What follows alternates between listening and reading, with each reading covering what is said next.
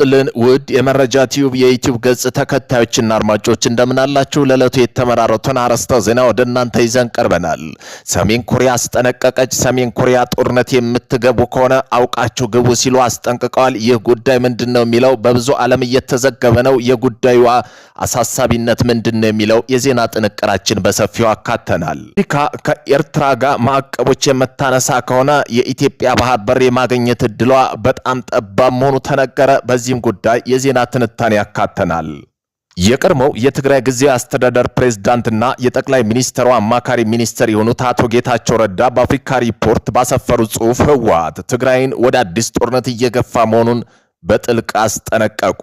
አቶ ጌታቸው ረዳ ከባድ ወቀሳ አቅርበዋል። በዚህም ጉዳይ የዜና ጥንቅራችን አካተናል። ቆይታቸው የምትሰሙት ይሆናል። ኢራን ኃይሎችና የአሜሪካ ባህር ኃይሎች በሆርሙዝ ባህር ውስጥ ላለፈው 2 ሰዓታት ሲዋጉ ቆይተዋል። ከሆርሙዝ እገዳ መጣስ በኋላ ግጭቱ እየተባባሰ ነው። ባለፉት 14 ነጥብ ድርድር አሁን ውድቅ ላይ ነው ይላሉ የውስጥ አዋቂ ምንጮች። ይህ ለዓለም ሀገራት ገበያ በጣም መጥፎ ነው ተብሏል። በዚህም ጉዳይ የዜና ጥንቅራችን አካተናል።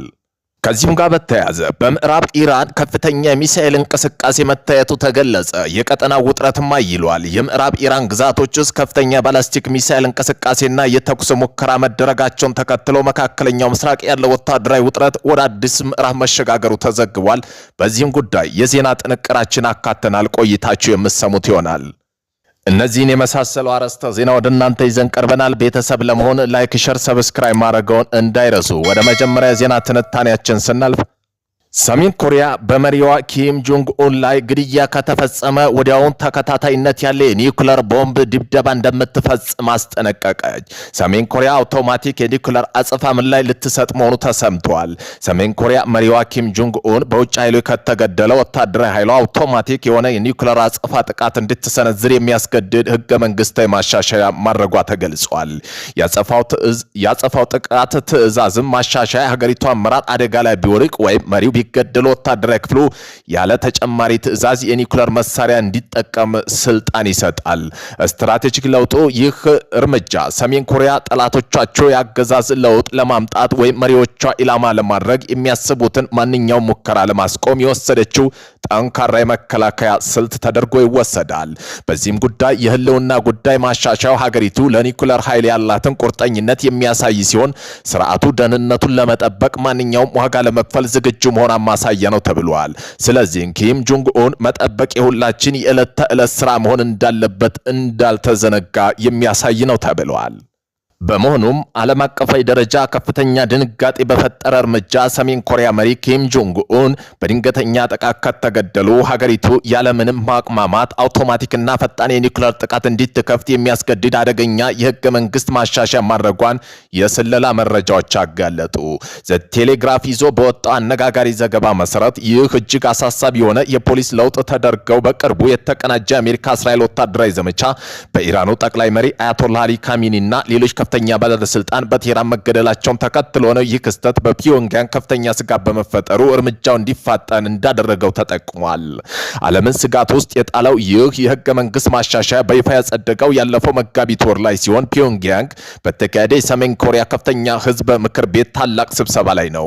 የደቡብ ኮሪያ ብሔራዊ መረጃ አገልግሎት ኤንአይኤስ ለከፍተኛ የመንግስት ባለስልጣን ባቀረበው አስቸኳይ ገለጻ ላይ የተሻሻለ ፖሊሲ የሰሜን ኮሪያ አመራር ህይወት ካለፈ ወይም አቅም ካጣ ጥፋት አድራሽ የሆነው የአጸፋ እርምጃ እንዴት እንደሚወስድ በግልጽ ያስቀምጣል። ህገ መንግስቱ ድንጋጌ የሚያስደነግጥ ሁኔታ እንዲህ ይላል። በግዛቲቱ የኒውክሌር ኃይሎች ላይ ያለው የእዝ ወይም ቁጥጥር ስርዓት በጠላት ኃይሎች ጥቃት አደጋ ላይ ከወደቀ የኒውክሌር ጥቃት በራስ ስር አውቶማቲካሊ ወዳውኑ ይጀመራል ብለዋል።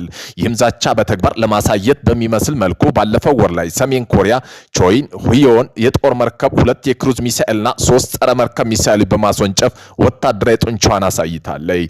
ኪም ጆንግ ኡን ይህ የሚሳኤል ሙከራ በአካል ተገኝተው መመልከታቸው ሁኔታ ይብለጥ አሳሳቢ ያደርገዋል። ከዚህም ባሻገር ሮይተርስ እንደዘገበው ሰሜን ኮሪያ ከደቡብ ኮሪያ ጋር ያላት ማንኛውም የዳግም ውህደት ተስፋ በይፋ በመቅበር ህገ መንግስቱ ላይ ግዛ የግዛት ወሰን በማስመር ሁለቱን ሀገራት እንደተለያዩ ሀገራትን ፈርጀዋል። ኪም ጆንግ ኡን በተለይ ፌብሩዋሪ 15 2026 ባደረጉት ንግግር የሀገሪቱ የኒውክሌር አቅም ወደ ላቀ ደረጃ ለማሸጋገር ቆርጠው መነሳታቸውን በማሳወቅ ደቡብ ኮሪያ ቀዳሚ ጠላት ብለዋታል።